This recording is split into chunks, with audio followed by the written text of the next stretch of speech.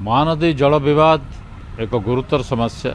ये आज समस्या नुहे 2000 मसीह जो माननीय मुख्यमंत्री दायित्व नले से दिन ठू ये समस्या चली आसी। गृह रे अनेक बार आगु आलोचना आज प्रश्नकाल आगु माननीय बाचस्पति को लिखित आकार देइथिली जे महानदी जल समस्या नहीं मु गोटे मोशन देइछि ताकू आलोचना करा जाऊ एवं प्रश्नकाल बातिल करा जाऊ। प्रश्नकाल बातिल करा जाई परिबो। राज्यर जेकोसी संवेदनशील प्रश्न यदि आलोचना करने आवश्यक पड़े बाचस्पति प्रश्नकाल बातिल करें। अतीत मध्यतार उदाहरण अच्छी। बाचस्पति आसला मात्रे प्रश्नकाल आरंभ हवा आगु मु मान्यवर बाचस्पति दृष्टि आकर्षण कली कहली लिखित आकार मुझे को देछि प्रश्नकाल बातिल करने एवं महानदी जल समस्या उपरे मु देइथिबा मोशन को आलोचना तत्क्षणात निया जाऊ। किंतु बाचस्पति महोदय कर्णपात कले नहीं। प्रश्न पचारि प्रश्न पचारिबा सदस्य मानक अनुमति देइथिले एवं मंत्री मानक उत्तर देवाई डाकी यार प्रतिवाद करा जाइथिला विरोधी दल तरफ कांग्रेस दल तरफ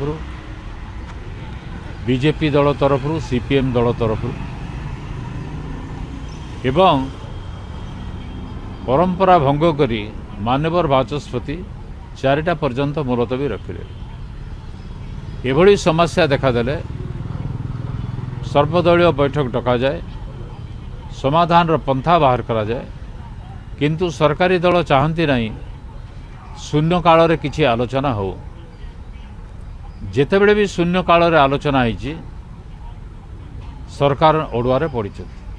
सर्वदलीय कमिटी गठन करा जाऊ, आमको दायित्व दिया जाऊ तार चेयरमैन होगापाई आमे कौन पदक्षेप नबू देखी नियंतु से एक रे बुद्धि नहीं किंबा आंतरिकता नहीं किंबा केवल निर्वाचन समय ताकू मन पड़ुछि महानदी रे पानी सुखीगला। ये दुर्भाग्यजनक कथा। आज भी गणमाध्यम जरिया मु आह्वान करुछि मान्यवर बाचस्पति सर्वदलीय बैठक डाकतु। किए केतेबेले कौन कहीदेला आमे भूली जीवा कथा। ओडिशा स्वार्थ को आगे रखी आमे कार्य करवा कथा। जदि एते जरूरी थिला सरकारी दल जदि काली हो हल्ला कला आज कहला नहीं आज गृह चालू काली की मोशन आलोचना करवा आमे राजी होइथांतु। आमे राजी होइथांतु। तमे आह्वान दब चलो आलोचना करवा। आलोचना पे आमे प्रस्तुत कहले पछघुंचा दब कहब मुलतवी प्रस्ताव कहीं आड़िले नहीं मु आनी नहीं मुलतवी प्रस्ताव। किंतु मोर विश्वास मुलतवी प्रस्ताव रे संपूर्ण आलोचना हो पारिबो नाही। जो नियम बांधी दिया जाइछि से हिसाब रे हो पारिबो नाही। राज्य स्वार्थ जदि प्रकृत तमर आंतरिकता अच्छी सर्वदलीय बैठक डाक तर्जमा करवा। 1% भी जदि बाट थिबो जातक विचार वास्तु विचार माटी परीक्षा पई संपर्क करंतु साधक नागानंद को 9439159052।